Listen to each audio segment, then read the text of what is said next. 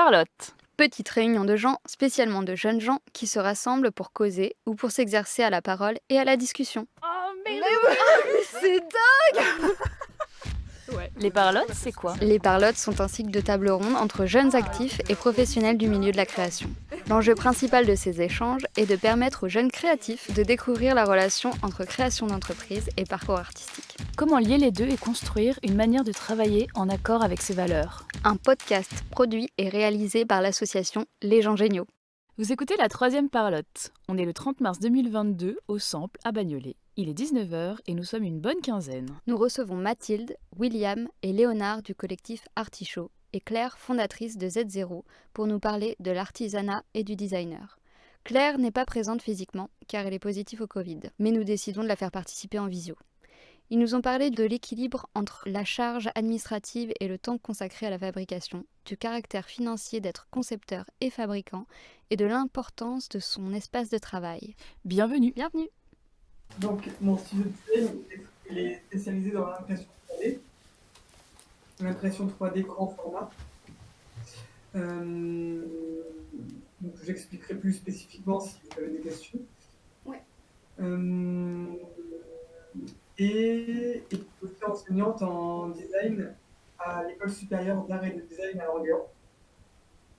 Et à peu près. Ouais, c'est pas mal. Rapidement. Ce qu'on n'a pas entendu tout à l'heure, c'est que Claire a ses ateliers à ici Montreuil, et c'est vraiment juste à côté du Sample. Voilà. Les artichauts, vous voulez vous présenter un petit peu? Artichaut ou Un peu vous, un peu les artichauts. Du coup, nous, c'est les artichauts. Nous, ça fait 3 ans, je crois, qu'on a lancé l'association via un premier projet de jardinière au villa. Et du coup, on a lancé l'asso juste après avoir fini notre service civique. Nous 5, en fait, parce qu'à la base, on est 5 aussi dans l'asso. Et là, actuellement, on est 3 à temps plein et du coup, on fait du mobilier. On fait de l'aménagement spatial avec des matériaux de réemploi, quasiment presque à 100% de matière bois réemployée. Bois, précis. Et nos projets, ils vont aussi, ils ont un large spectre d'échelle aussi. On fait des choses de l'ordre un peu de la micro-architecture, plus proche un peu de la construction de ossature bois, jusqu'aux petits objets. Lampe de bureau par exemple, de manière à pouvoir avoir un usage complet de toutes les chutes de bois et pouvoir en utiliser un maximum qui sont issus des plus grands projets pour les investir dans les plus petits. Et on est tous designers aussi, tous issus du DSA Alternative Urbaine de Vitry-sur-Seine, qui est un diplôme niveau master. Ouais. Et on s'est tous connus là-bas. Ok, merci bien. On va peut-être faire un rapide tour pour se présenter ou au moins de voir de quel milieu vous venez. Ça pourra aussi orienter du coup les réponses des intervenants pour vous apporter au mieux ce qu'ils savent. Je t'en prie.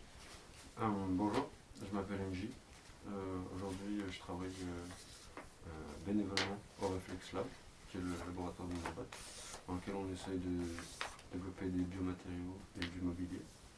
Moi, je suis issu d'un parcours de graphic design et j'ai fait aussi des années de art plastique à la fac à Sorbonne et des années d'installation de performance dans une école à Bruxelles. Ok, merci. Alors moi du coup c'est Tom Sanson, je suis de formation ingénieur matériaux. Après j'ai continué sur un an, ça s'appelait management de l'innovation au développement d'activités et ça a fait que je me suis dit que je voulais mettre à 100% sur un projet que j'avais développé durant cette formation pendant environ maintenant 2 ans et demi, 3 ans. Et ce projet, c'est ce qu'expliquait NJ, c'est monter un laboratoire de recherche sur les procès de fabrication et avec un gros spectre sur la partie écologique et quels sont les procès de fabrication qui doivent être inventés pour permettre à des objets d'être fabriqués avec des matériaux qui sont pas de plastique. Et du coup, on utilise beaucoup l'impression 3D aussi. C'est pour ça que je suis venu. Et du coup, on a fabriqué nos machines. Enfin, on a une approche assez genre parallèle à celle de Z0, à la différence des matériaux en réalité. Et puis et voilà. Voilà, c'est un peu tout. Et puis on est venu en mode amis d'enfance. On était dans le même collège. Ok, merci. Du coup, moi c'est Tibor, j'ai une formation en ingénieur cloud et du coup je travaille dans une post-production en vidéo. Ok. C'est le moment où tu te J'arrive plus au moment, c'est génial, je peux le temps. Je m'appelle Basile, je sors d'école de design, j'ai fait du design produit et j'ai des diplômés en 2021 donc l'année dernière.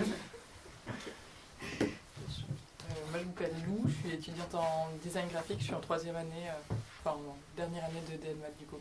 Voilà. Et on vient tous les trois de la même école. Du coup, je m'appelle Kelly, c'est pareil. Bah Florian est pareil du coup.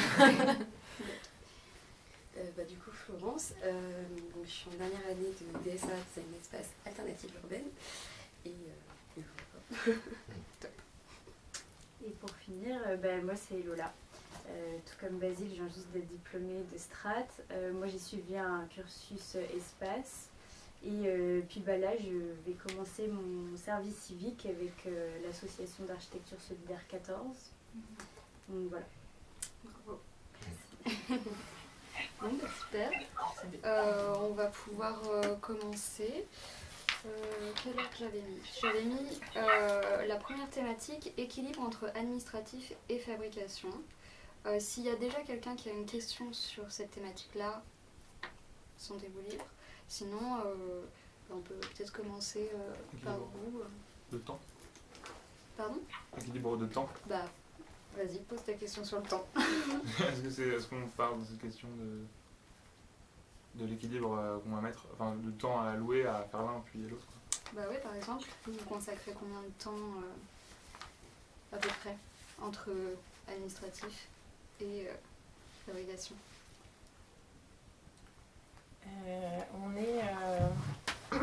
Je dirais qu'on est 50-50. Ça prend de plus en plus une grosse part parce que, je dis ça parce qu'en fait avant on mettait pas, enfin, je pense qu'on ne mettait pas beaucoup de temps à faire ça. Et en fait on s'est retrouvé un peu dépassé par les trucs. On a préféré en fait fabriquer et faire que de faire de l'administratif et en fait c'est un truc qu'il faut faire en même temps. Ouais. Mais moi je dirais, je sais pas si c'est une question de temps, mais c'est plutôt une question telle personne là, est-ce qu'elle va consacrer un peu son... Bah si, finalement c'est une question de temps finalement. Non mais en gros, pour expliquer, en fait on était 5 au début et après on commençait à faire des projets et tout et on n'avait pas forcément ce truc de telle personne fait le truc, on faisait un peu tous ensemble. Aujourd'hui c'est la partie administrative et on fait le truc. Et en fait au fur et à mesure du truc, ça a fait un peu en mode nous on doit construire, donc du coup il y aura une personne qui doit à côté faire l'administration et du coup en fait ça détache un peu les deux trucs quoi. Il y a une répartition des rôles qui du coup s'effectue naturellement, ou c'est quelque chose que vous avez dû mettre en place? Ça s'est fait, j'ai l'impression que ça s'est fait un peu naturellement via le rush des projets en fait. Ouais, c'est plutôt ça, via le rush des projets. Et toi, Claire, excuse-moi, je t'ai coupé. Pardon. Oui, parce que du coup, comme Claire, elle est toute seule, vous êtes 5 avant et 3 maintenant. Du coup, peut-être toi, tu as peut-être un autre regard sur l'équilibrage justement entre le temps que tu passes sur l'administratif du studio et sur la fabrication. C'est pas encore trouvé. C'est vrai que ça peut vite être parce que sinon on prend administratif, la comptabilité, il y a les répondre aux mails. Chez les clients, faire de la communication, de démarche. Enfin, c'est long. Et du coup, l'équilibre est hyper dur à trouver. Il faut parfois arrêter de faire de l'administration pour repenser au projet. Mais c'est presque. Il faut se forcer à Il faut se quoi? se forcer. Ah oui, ouais. Parce qu'il y a beaucoup d'administration. Et c'est ce que tu imaginais au départ quand tu t'es lancé, qu'il y aurait autant d'administratifs à traiter? Bah oui, il y en a forcément. Après, un peu comme Artichaut, ça arrive au fur et à mesure des projets et on ne peut pas ne pas le faire. Quand on ne le fait pas, ça va être seul et ça va être de pire en pire. Plus faire. Yes. Merci. Est-ce que quelqu'un souhaite rebondir ou... Moi j'ajouterais peut-être aussi, en ce qui nous concerne, on considérerait même trois choses différentes qui seraient l'administratif, la conception et la construction. Parce que aussi on construit ce qu'on fait, ce qui finalement et aussi en même temps, enfin pour ce qui est de l'administratif, c'est un travail qui n'est pas payé parce que nous on fonctionne un peu au devis, à la commande.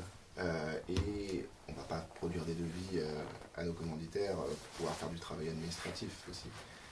Donc d'une certaine manière, c'est un travail qui n'est pas réellement valorisé dans le sens où on ne peut pas y mettre du chiffre au même titre qu'on mettrait on coûte tant à la journée pour un client aussi.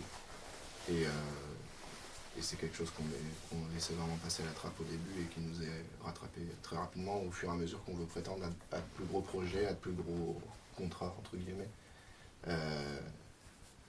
Ça devient réellement limite un travail à plein temps. Et également dans le sens de la conception, ce que je voulais dire aussi, c'est que pour en avoir discuté avec d'autres personnes avec plus d'expérience que nous expliquaient que le temps de la conception, ça peut être aussi décalqué sur l'exemple de l'administratif, mais ils font sous-traiter toute leur fabrication, alors qu'avant, ils faisaient eux-mêmes la fabrication, l'administratif et la conception. Et maintenant, pour pouvoir se consacrer à tout ça, ils compartimentent de plus en plus les compétences de manière à avoir une personne à ce poste-là très spécifiquement. Alors nous on a la chance d'être plusieurs, mais dans le cas où on est toute seule à faire cette activité-là, c'est difficile de pouvoir jongler. Et puis ça induit, j'ai l'impression, des objectifs aussi d'échelle, parce que quand tu dis répartir les choses, ça veut dire aussi peut-être augmenter d'une échelle ou au moins avoir les moyens de justement rémunérer ces personnes qui font un travail qui mérite un salaire. Donc il y a peut-être aussi ça qui rentre en compte. Tu as une remarque, Claire? Même je suis d'accord. Ok. Claire validé. C'est validé. Moi j'avais une question aussi pour vous. Comment vous êtes lancé, on va dire, justement avec ce bagage administratif? Est-ce que c'est difficile de l'apprendre? Est-ce que vous avez demandé de l'aide? Est-ce que, comment ça s'est passé justement cette partie-là? Parce qu'on a toujours, j'ai l'impression, l'envie de créer ça, il y a en général pas trop de soucis, mais par contre cette partie-là, j'ai l'impression qu'on ne l'apprend pas vraiment, en tout cas en école d'art. Donc comment vous vous êtes tiré de cette situation? Peut-être une question aussi. Une question, une précision, c'est que, alors du coup, Artichaut c'est une association de 1901. Oui. Et Z0 c'est une entreprise. Une SARL, ouais. Une SARL, ok. Du coup, votre objectif en tant qu'association, c'est quoi? Enfin, parce que en tant que SARL, c'est faire du chiffre d'affaires Et du coup, en tant qu'association, comment tu fais en sorte que l'administratif, enfin, parce que j'imagine que l'administratif, dans le but de faire du chiffre d'affaires, c'est pas le même que l'administratif dans le but de genre réussir la mission de l'association, peut-être, je sais pas comment ça se fait, j'ai jamais monté l'association, je suis même pas dans une association. Du coup, voilà, peut-être que, vu qu'on parlait de la même chose, quelles sont les différences entre les deux, quoi. Bah, pour être transparent, c'est vrai que le statut d'association, c'est vraiment pas ce qui est adapté pour faire ce qu'on veut faire, nous, parce que c'était le plus rapide et ça nécessitait pas Enfin, ouais, nous, on avait besoin à ce moment-là, quand on a lancé l'association, de faire un truc rapide et tout, et ça a perduré, mais aussi, on s'était inspiré d'autres personnes qui avaient monté une association sur le même modèle que nous. Mais plus on grandit, plus on fonctionne en fait un peu plus comme une entreprise réellement. Donc c'est quelque chose qu'on considère pouvoir évoluer vers un modèle plus, enfin pas vraiment un SARL, mais ce qu'on appelle une SCOP, une coopérative. Mais oui, c'est vrai qu'on est contraint à devoir faire un peu des montages administratifs qui contournent plus ou moins les règles. On a des limites de budget, de chiffre d'affaires annuel à pas dépasser. Et c'est loin d'être adapté pour ce qu'on veut faire, parce qu'on se positionne un peu comme des designers, artisans qui proposent des prestations de fabrication pour que ce soit pour des entreprises, des particuliers, des collectivités territoriales. Et le statut d'association n'est pas le plus qualifié pour ça.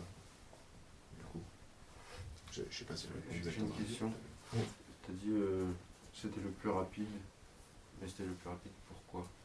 Pourquoi le choix il devait se faire rapidement? C'est le plus rapide, mais c'est aussi la forme la plus simple pour lancer un groupement de personnes qui veulent faire des projets, quoi. Parce que monter une entreprise... Parce que quand vous vous êtes fondé, vous avez un projet pour lequel vous avez besoin de créer une structure rapidement? En vrai, oui. En vrai, quand on a commencé à avoir un projet, on n'avait pas encore l'association qui a été créée. Et du coup, en fait, on devait faire assez rapidement déjà pour aussi avoir une banque qui nous permettrait du coup de récolter tout cet argent pour acheter tous ces matériaux. Donc du coup, ouais, c'était une forme rapide. Mais c'était aussi quelque chose de très simple à faire aussi, le système associatif. Par rapport à l'entreprise. C'était pour un appel à projet, une demande de subvention ou pour un appel à projet? Comment? La raison de la création de l'association, c'était pour un appel à projet ou pour une demande de subvention? C'était pour... non, c'était une demande de projet, c'était d'une autre association, je crois. C'était une commande? Ouais, une commande. Mais il y avait un appel à financement derrière. C'était municipal. Non, on n'était pas impacté par ça. Là, tu avais une remarque peut-être tout à l'heure? Moi, je suis la méthode compliquée de la CRM. En fait, j'ai fondé Zero avec un associé en 2019 qui est parti par la suite. Mais justement, la SARL, c'est la société de deux personnes et notamment le compte en banque. Bon, ça devenait compliqué en fait, l'achat de matières premières, de machines. Donc là, il y avait la par la société. Mais c'était très pénible de faire une SARL. Pourquoi? Parce qu'il faut le papier, il faut des statuts, il faut déposer tous ces papiers au tribunal de commerce. Il faut de l'argent. Au moins pour payer les tâches administratives et de l'argent pour avoir un capital de départ.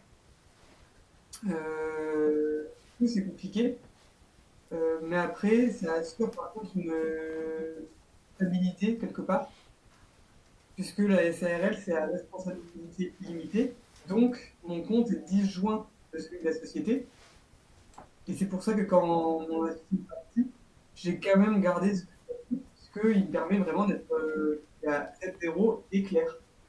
Et donc c'est comme ça les deux parties.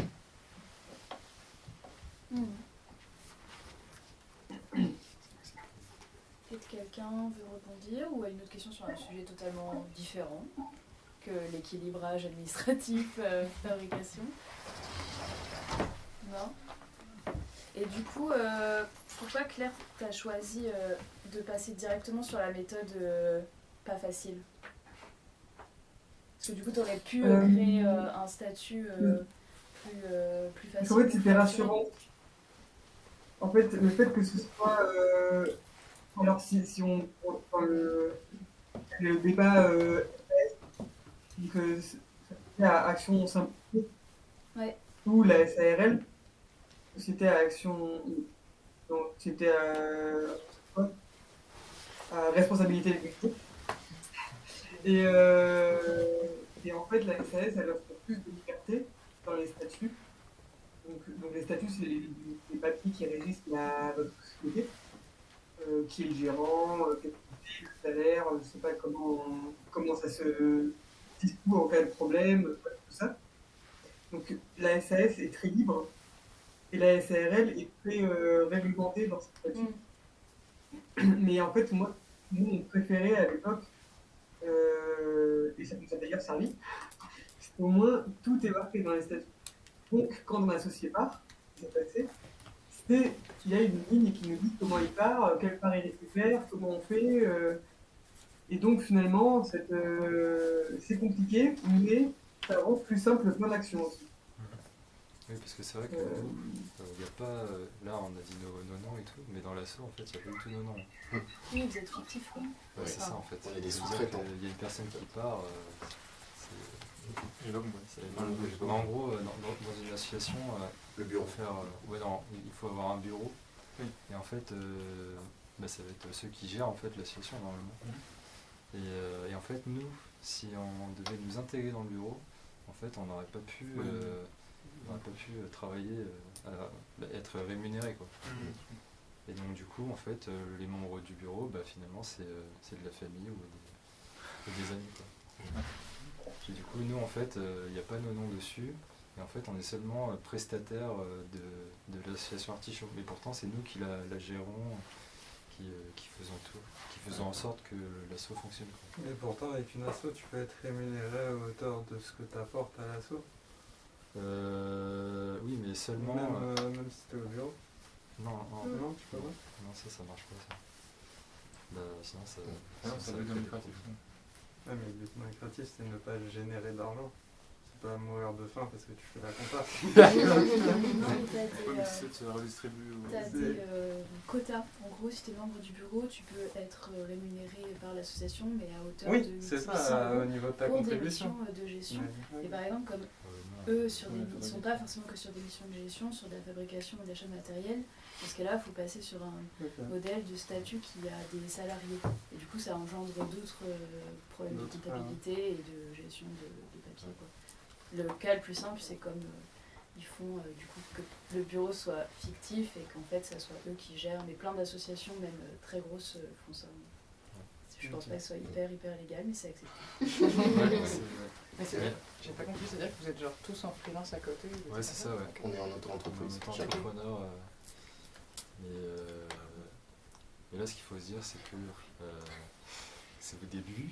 Et après, on est voué à vraiment la scope ou créer du salariat. Vous n'êtes pas embauché par l'asso? Non, vous êtes en prestataire aux entrepreneurs pour l'asso. C'est ça, ouais. C'est qu'elle vous facture des prestations en fait. Ouais.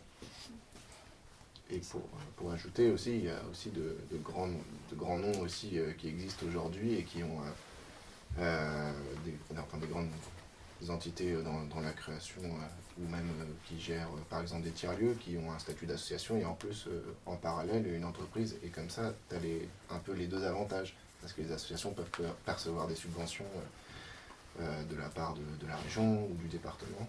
Et ça, il y en a beaucoup aussi qui le font. Et on pourrait aspirer aussi à bénéficier de ça. Pas forcément très légal. C'est quoi la raison d'être de l'association? C'est quoi le... Oui, c'est ça. Pourquoi vous l'avez créé? En fait, c'est quoi le micmac Pourquoi on l'a créé? C'était vraiment pour faire des projets kiffer faire et tout. Bah, c'est comme quand on a un projet dans notre tête, on a envie de le lancer et du coup on essaie de trouver quelque chose de physique pour le faire. Ce que je vous expliquais tout à l'heure, c'est que le premier projet nécessitait la structure. Ouais. Vous êtes embarqué dans ça. Ouais. Finalement, après, il faut s'en sortir. Ouais, c'est ça, ouais. C'était surtout l'idée de mettre en réseau des personnes qui peuvent former surtout un collectif qui est pluridisciplinaire pour répondre à toutes sortes de projets, surtout axés autour du design, de l'artisanat, de l'art, l'espace, paysagisme, scénographie. Oui, ce qu'on a peut-être pas assez appuyé, mais nous, on a toujours mis un point d'honneur depuis qu'on a créé, d'être autant l'artisan et le designer, en fait, d'être la personne de dessiner, au même titre qu'un designer, quelque chose, le proposer à un commanditaire et ensuite le fabriquer par nos propres moyens aussi. Et en utilisant des matériaux issus du réemploi. Et oui, et quand on a créé ça, enfin, il y avait ce projet qu'on devait réaliser aussi, mais en plus, il y avait aussi, on sortait tous de stage ou de service civique et on avait un peu, ça nous avait extrêmement inspiré tout ce qu'on avait pu faire durant toutes ces expériences qu'on a pu avoir et on voulait pouvoir vivre ça et en disant, par nous-mêmes, c'est nous qu'on l'a fait. Et aussi, on se serait retrouvé un peu à faire des boulots qui nous plaisent un peu moins. Donc on a décidé de prendre le taureau par les cornes et de le faire par nous-mêmes. Ouais. Et du coup, moi j'aurais une question justement sur, mais du coup pour vous quatre, sur un peu l'autonomie de la fabrication. À quel point Artichaut ou Z0, vous êtes autonome dans la fabrication de vos produits et même autonome dans, je sais pas, les matériaux que vous vous procurez, vous plutôt les trucs en réemploi, et Claire, je pense plutôt au matériel que tu utilises pour l'imprimante. À quel moment vous êtes pas encore d'ailleurs, autonome sur l'achat du matériel et la production. Autonome, ça veut dire pas demander à un prestataire. Ouais, voilà. Ah oui, ok. Est-ce que du coup, toute la fabrication, autant de l'achat du matériel au produit final, est-ce que vous la centralisez, elle est tout à fait autonome, et du coup, à partir de quel moment vous étiez autonome, et ou si vous ne l'êtes pas encore, du coup, à quel moment vous souhaitez le devenir ou pas le devenir justement, si l'idée c'est aussi de déléguer certaines prestats à d'autres designers ou artisans ou autres. Je sais pas lequel de vous quatre veut répondre en premier. Je peux commencer si tu veux. Ouais. Moi alors, je commande ma matière première, donc qu'elle soit PLA, donc plastique biosourcé, céramique ou autre, évidemment. Et à partir de là, par contre, je suis autonome sur tout, de la conception, à la fabrication, à la vente, à la communication. Il n'y a plus rien qui est délégué, malheureusement. Et c'est pas quelque chose c'est quelque chose que je veux plus.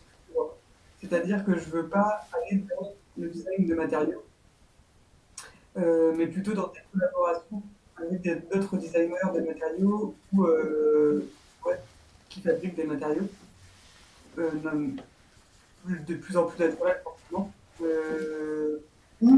Ou en tout cas toujours innovants, parce que moi ce qui m'intéresse, c'est de les mettre en forme ces matériaux. Et de la manière la plus économique en matière précieuse. Voilà.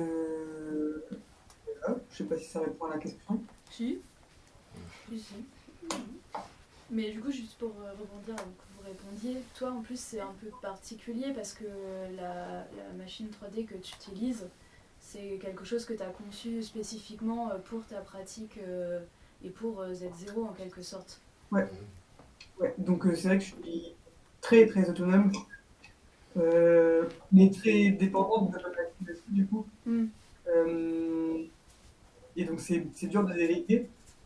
Quand la machine ne fonctionne pas, il faut que je puisse la réparer. Et il faut que je la répare. Je pense que c'est administratif, je ne peux pas concevoir, je ne peux pas produire.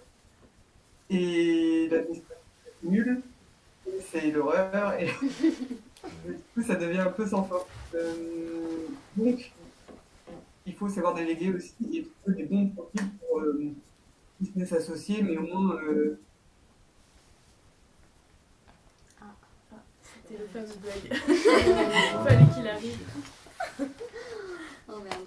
Bah, c'est pas grave, suspense. Donc Claire se débug.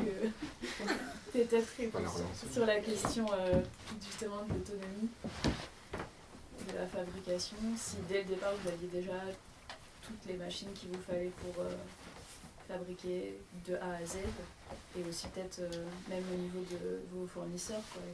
Est-ce que vous les aviez déjà, ou est-ce que c'est un réseau que vous construisez petit à petit sur tout le circuit réemploi que vous avez? Les fournisseurs, c'est dans le secteur du réemploi, c'est soit on va dans des ressourceries, ou soit on cherche nous-mêmes les ressources. Et du coup, ces prestataires-là, vous les aviez dès le day one de la création de l'association, ou justement, tu vois, c'était un peu des partenariats que vous faites au fur et à mesure, qui vous rendent, vous, peut-être plus autonome et avec une capacité de répondre à certaines commandes plus rapidement qu'avant, je sais pas. On construit au fur et à mesure, ça. Au début, on était un peu à la ramasse. On prenait des palettes dans la rue et tout, c'était notre source. Mais Ouais, c'est un réseau. Pour le premier projet Artichaut, ah oui, on avait fait des palettes, c'est ça. Mais après, on avait quand même, via l'expérience des services civiques, on avait quand même déjà une expérience dans les ressources, notamment la réserve des arts, qu'on connaissait déjà. Et d'ailleurs, c'est aussi encore notre peut-être plus grosse ressourcerie. Mais on vise quand même à chercher d'autres ressources et tout. Et ça, c'est des trucs qu'on se fait au fur et à mesure, des contacts et tout, des trucs comme ça. Ça, c'est des choses épisodiques, ces gisements-là, pour les contacts. C'est pas des gisements c'est épisodique. épisodique. C'est-à-dire que vous n'allez pas pouvoir y aller une fois par mois ou une fois tous les 6 mois. Non, ce sera juste une fois, ce sera la dernière. Alors, on y va. Bon, en vrai, on y va quand même assez fréquemment, juste pour avoir un peu des nouvelles de ce qui arrive et tout, et même comme ça vous donne un petit visuel quand on dessine et tout. Moi, je ne demande pas dans les ressourceries. Je demande directement dans des gisements. Ah, des gisements? Pas dans les ressourceries. Non, les gisements, c'est un peu chaud. On n'a pas encore de... En fait, parfois, on a des nouvelles sur des petits gisements et tout, et en fait, ça tombe jamais au bon moment sur un projet. Vous avez jamais de stock de matière? Du coup, en fait, on accumule pas mal de matière. Ok. Ce qu'on fait aussi par projet, c'est que on fait volontairement de la surcommande de matériaux aussi, de manière à pouvoir accumuler et ensuite utiliser soit pour nous, pour se faire des aménagements pour nous, dans notre atelier, ou alors le réinvestir dans un projet futur. Mais du coup, c'est cette surcommande. En fait, quand tu parles de surcommande, c'est l'achat de matière en surplus à la réserve des arts. Partout, par n'importe quelle source. Mais c'est... Du coup, à part les ressourceries, où est-ce que tu peux commander de la matière de réemploi? On utilise pas mal le Bon Coin. Il y a pas mal de particuliers qui se débarrassent de l'eau des fois, à des prix vraiment intéressants. Et aussi, on est mis en relation avec les communautés d'agglomération ou autres, ou même des plateformes professionnelles de déconstruction sélective dans le BTP qui peuvent nous mettre sur des plans intéressants, sur des matériaux de construction. Alors le bois, c'est très très rare en ce moment. Il y a beaucoup de flambées des prix, donc tout le monde se l'arrache, y compris dans les ressourceries. Et en fait, on se retrouve à un point où on avait l'habitude de vouloir acheter spécifiquement un lot parce qu'on a une commande et parce que le levier a été signé pour tel projet, à se retrouver en permanence en pénurie, y compris pendant le projet en termes de matériaux. Et on considère aussi un peu le principe de faire de l'accumulation de matériaux dans un stock dans notre atelier, et en attendant les futurs projets sans même savoir ce que c'est aussi. Ouais, parce que en fait, au fur et à mesure des projets, en fait, on commence à savoir un peu quel lot est très intéressant et est-ce qu'on va en avoir besoin après pour des projets futurs. Donc du coup, en fonction des sections, des dimensions et tout, on sait pour l'instant à peu près que le lot est extrêmement intéressant et qu'il faudrait le prendre maintenant, même si on n'a pas encore un projet qui arrive. Mais ça, c'est de la trésorerie à avoir. Oui, c'était la question que j'allais poser, justement, comment vous gérez justement ces achats qui sont prévisionnels alors que vous n'avez pas forcément on ne fait pas encore, on considère. Et ça vous arrive jamais de jamais acheter vos matières premières, enfin par exemple de pas aller les chercher par exemple à la réserve des arts mais de faire un démontage, je sais pas, d'une expo ou d'un gisement vous-même. Ça se fait, mais on n'a jamais été mis sur ce genre de plan. C'est vraiment parce que moi j'ai l'impression que c'est quand même un métier à part entier quand même. Ça demande énormément de travail et je pense qu'il faudra encore une autre personne pour faire ça. Déjà pour de la mise en relation, après pour passer encore une journée à démonter. Et après, même le démonter, c'est après le valoriser aussi la matière. Donc enlever toutes les agrafes, peut-être le mettre dans une dimension, le raboter, tous ces trucs-là. Et pour revenir sur l'autonomie, travailler le bois, c'est quelque chose de très compliqué parce qu'il faut acheter beaucoup de machines qui coûtent très cher. Et en fait, nous là, du coup, ça fait 3 ans qu'on en accumule, enfin qu'on en achète. Et on se retrouve équipé décemment que maintenant. Et en fait, ça on l'avait pas assez prévu, je pense, et il y a beaucoup de gens qui se lancent un petit peu dans le boulot, comme ça, les yeux fermés sur ça. Et en fait, c'est difficile parce qu'il faut constamment sortir des sommes astronomiques. Du coup, on se retrouve dépendant de ça, dépendant d'avoir un lieu de stockage, d'avoir un camion, et en fait on se retrouve dépendant de plein de trucs. Est-ce que du coup c'est viable pour vous de continuer à acheter du rempart? C'est par conviction avant tout. Mais justement, économiquement, c'est possible d'être aligné avec vos convictions tout en continuant à faire ça? Ouais, de toute façon, si on travaillait en neuf, on aurait aussi besoin d'acheter tout un parc de machines énormes. Quoi qu'il arrive, ce serait... Bon, oui, c'est nos convictions avec lesquelles on a été formés dans nos diplômes. Ça a semblé pour nous une évidence de travailler avec des matériaux de réemploi. Même si on bosse pas toujours à 100% avec le réemploi, mais on essaie de maintenir une majorité, au moins avoir 2/3, 3/4 des matériaux en réemploi. Okay. Et est-ce que c'est possible pour vous de récupérer des matériaux de fin de stock, par exemple directement chez des fournisseurs? Ou est-ce que par exemple pour le textile, je sais que ça se fait beaucoup, mais est-ce que dans le terme de matériaux de construction, c'est faisable ou pas? On y avait pensé à un moment, notamment en fait ils laissent de côté du bois parce qu'ils grisent, donc du coup en fait ça intéresse peut-être un peu moins de gens. Et du coup on s'est peut-être dit de négocier des prix pour que ça rentre dans le budget du projet. Mais après ça c'est pas fait. Peut-être qu'après ça devient plus forcément... je pense qu'il y a d'autres acheteurs pour ça. Bah des fois c'est mis à la destruction, des choses comme ça, mais je sais pas. Ça doit être intéressant. Je crois aussi. Mais voilà, on y avait réfléchi.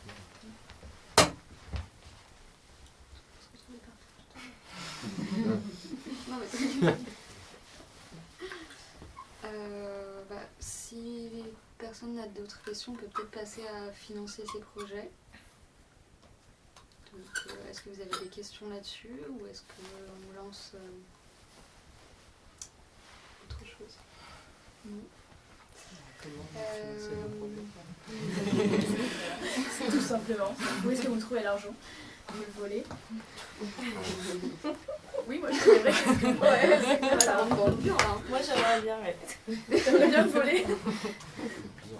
Enfin, déjà, est-ce que vous vivez uniquement avec vos collectifs du coup, ou est-ce que vous avez des revenus à côté? Des revenus à côté. Du coup, en fait, on est aussi valoriste à la réserve des arts. Donc, ça nous permet comme ça de regarder toute la matière qui arrive et tout. Pas valoriste. Valoriste, mais du coup, c'est les personnes qui ou soit récupèrent la matière, ou soit enlèvent toutes les agrafes pour faire en sorte qu'elle soit plutôt clean et qu'elle soit en qualité. Est-ce que tout le monde sait ce que c'est que Ouais, la faudra réserve définir. des arts? Ouais. C'est un job. Oui.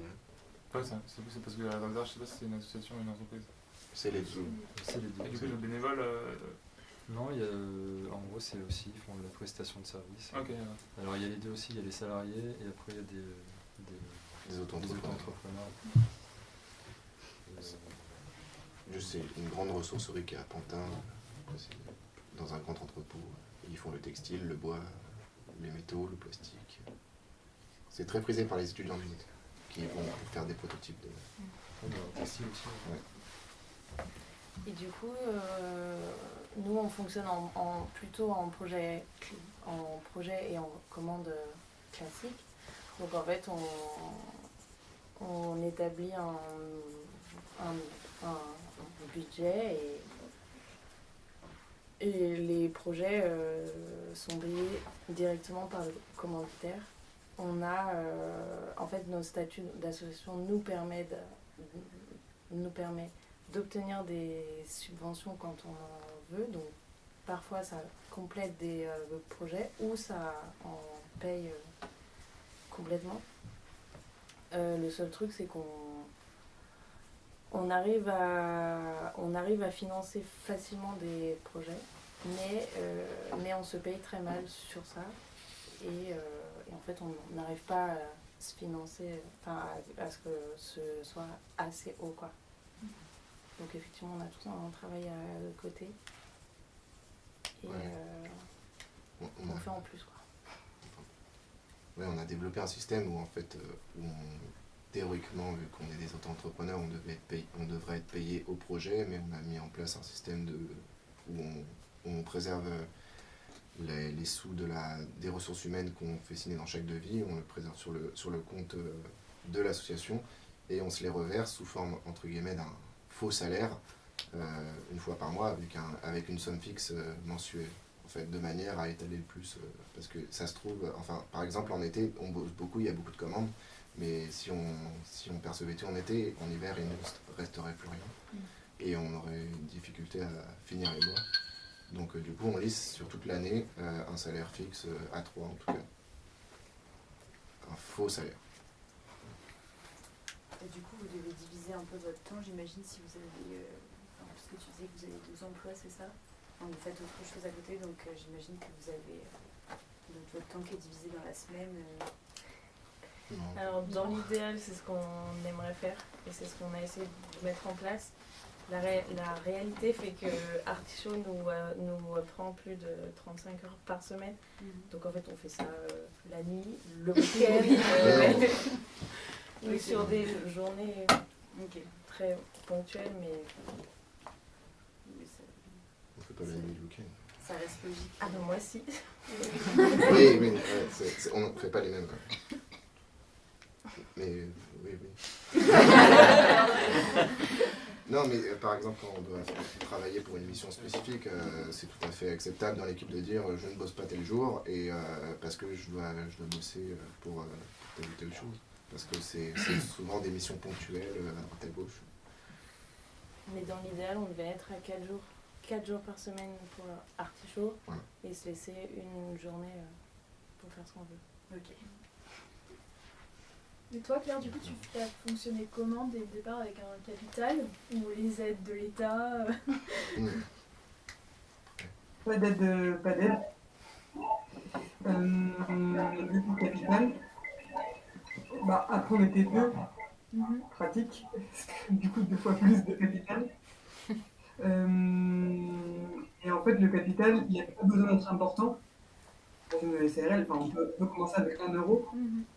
Mais le problème, c'est que le capital va constituer votre trésorerie de départ. Donc, plus il est bas, moins vous avez de trésorerie. Et donc, la trésorerie, c'est ce qui vous permet d'acheter les matières premières, notamment. Et donc, ça va pas être pratique. Donc, autant avoir un capital de départ important donc de l'argent dans la boîte pour pouvoir le faire vivre. Et donc ça, c'est un peu fondamental de penser avoir de la trésorerie. Le capital, enfin, c'est un terme, mais en tout cas avoir de l'argent, un peu d'argent quand même, c'est-à-dire pas 100 euros, ça sert à rien, ça part vite. Mais pas non plus 10 000 entre les deux, c'est bien. Pour pouvoir, enfin, tout dépend. Après, le graphisme, c'est un peu différent parce que vous avez moins d'achat de matières premières, en tout cas, une partie du graphisme. Mais quand on produit, donc artisan designer, là, c'est compliqué. Et donc, si on ne peut pas faire un devis parce qu'on n'a pas l'argent pour débloquer la matière première, parce que souvent, dans les premiers devis, il n'y a pas d'acompte. Donc il nous faut de l'argent, il faut qu'on dépense d'abord l'argent. C'est compliqué. Ça veut dire qu'on passe à côté du contrat. C'est un peu bizarre, il faut trouver un équilibre entre j'ai pas d'argent, mais il m'en faut pour en avoir. Mais j'en ai pas. Et du coup, là, tu te t'es rémunéré dès le départ sur les productions de Z0 ou justement tu as favorisé... Non, je ne me suis jamais rémunéré. Ah, même maintenant Du coup, c'est... Bah, en fait, on a commencé en décembre 2019. Ouais. En mars 2020, on était confinés. Du coup, c'était pas pratique. Et bien sûr, on n'est pas tombé dans les aides de manière totalement bizarre. Bref, un mois après, on a eu aucune aide disponible. Un mois après, on y prétendait à 1500 € chaque mois. Voilà. On n'en a jamais vu la couleur. C'est compliqué parce que 1500 € par mois pour une petite entreprise, c'est quand même très bien pour commencer. Donc non, là, on ne rémunère pas, mais la boîte tourne depuis le début. Y a pas, je ne mets pas d'argent je ne mets plus d'argent dans la boîte. Et après, ce qui a été compliqué, c'est qu'au moment où éventuellement on aurait pu commencer à se rémunérer, mon associé est parti. Et donc, moi, j'ai dû racheter ses parts de capital. Donc, moi, encore redébourser de l'argent pour être entièrement gérante de ma boîte. Et pour qu'elle ne coule pas. Parce qu'en fait, j'aurais pu aussi ne pas les racheter, diminuer le capital. Bref. Mais du coup, pareil, j'avais moins de trésorerie. Donc, en fait, ce qu'on explique tout à l'heure, si je commence ma boîte avec 100 €, ça ne me va pas. Quoi. Donc, du coup, c'était compliqué. Et c'est pour ça que je suis notamment aussi prof à côté. Parce que ça, l'activité de prof, je suis salarié. Il y a sur plein de choses cool comme la mutuelle, par exemple. Et auxquelles on ne pense pas en fait. Mais en tant que gérante de l'ARL, je prétends à il n'y a rien. Quoi. Moi, je dois payer toutes mes charges. Du coup, je suis pas en auto-entreprise. Donc, ça veut dire que j'ai la TVA à payer. Enfin, j'ai la boîte, je paye la TVA et tout ça. Donc, c'est beaucoup de facturation. Et ça veut aussi dire que si je me rémunère, je dois payer 40% de charges patronales dessus. Bref, voilà, toute la administrative. Mais ça va arriver. On y croit, on touche du bois. Merci. Quelqu'un peut rebondir là-dessus? Ça coûte combien du coup les matériaux que vous utilisez? Oui. Zéro et... C'est quoi? J'ai pas entendu. C'est quoi le... Parce que justement on parlait d'approvisionnement de matières premières et finalement ma question c'est quelle est la part de la matière première, enfin dans la part des frais de l'entreprise ou de l'association, quelle est la part de la matière première vs d'autres charges quoi. Alors qu'est-ce qui finalement change la donne ou justement la donne pas. Moi, Ouais, Claire. moi, la matière première, elle est quasiment rien sur un projet. Quasiment, suivant le dépend suivant le filament ou pas. Généralement, comme c'est un matériau pas utilisé normalement dans. Enfin, c'est utilisé que dans le produit final, pas dans l'objet fini. Il n'est pas bien valorisé. Et comme cette particularité de construire avec une économie de matière, et ben j'économise mes coûts de matière. C'est ça l'astuce. En fait, la plus grosse charge, alors la charge, c'est le loyer, l'espace où je suis. Et après, sinon, ce serait la rémunération, c'est-à-dire le temps de travail, ça peut faire, la recherche, la construction. Et ça, comme je ne me paye pas, ben, généralement, c'est une charge fixe. Ça devrait être considéré comme une charge fixe. Donc, la matière, enfin, la majeure partie de la dépense. Ok, merci. Et vous alors?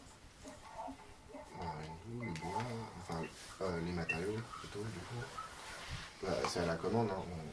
On chiffre combien ça coûte et on perçoit les sous une fois la signature et le versement effectué. Mais combien ça représente dans notre calcul Je veux dire, est-ce que c'est important ou faible, hein, si tu peux pas dire. Enfin, je veux dire, sur, je sais pas quel type de projet vous répondez, mais je sais pas s'il y a genre plein de tables à fabriquer. Finalement, est-ce que le matériau c'est une grosse partie du truc ou c'est plutôt les machines, l'amortissement des machines, Le transport. le transport. Je crois qu'on doit être à Et les 30% gens. à peu près sur le devis de la matière. 30-40 des fois. Le plus gros, c'est vraiment la rémunération de nous. Et après, il y a les compléments liés à créer de la trésorerie aussi pour l'association. On rajoute un certain pourcentage à la somme finale pour pouvoir créer des sous pour la somme. Donc payer tout ce qui est assurance, loyer d'atelier, la banque, carte bancaire, tout ça. Et de l'investissement en termes d'outillage pour ce projet en particulier ou pour plus tard. Ouais, c'est des dépenses. Mais c'est toujours, le plus, c'est toujours vraiment la ressource humaine qui domine, quoi. Et les matériaux, c'est 30-40%, 30% de...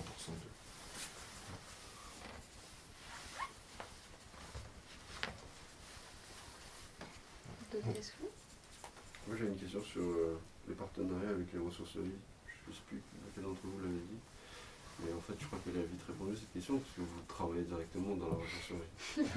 Mais la question existe encore, c'est possible de faire un partenariat avec une ressourcerie et est-ce que ça en vaut la peine? Je sais pas si une seule ressourcerie ça suffirait en fait pour faire les projets qu'on fait. L'échelle des projets qu'on fait, je suis pas sûr que ça suffirait.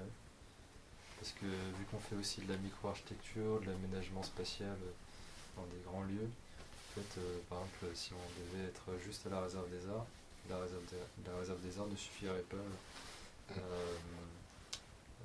prendre toute cette matière quoi, pour le projet. Et même si on voulait mettre en place un partenariat, chose qu'on a essayé de faire, eux ça les intéresse pas.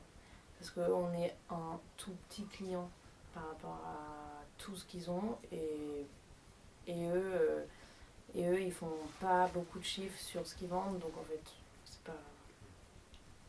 Est-ce que quelqu'un a déjà essayé de mettre une CNC à la réserve des arts?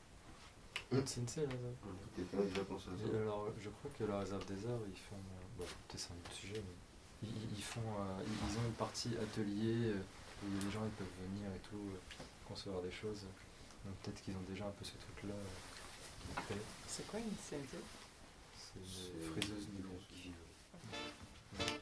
Merci d'avoir écouté cette parlotte. Nous espérons qu'elle vous aura plu. Merci également à nos invités et aux participants. Et merci à Émilie Joquiel pour l'enregistrement et la réalisation de ce podcast. Ce cycle de table ronde est porté par l'association Les Gens Géniaux. Vous pouvez soutenir ce projet par votre adhésion à l'association ou lui faire un don sur Helloasso, lien présent sur nos réseaux.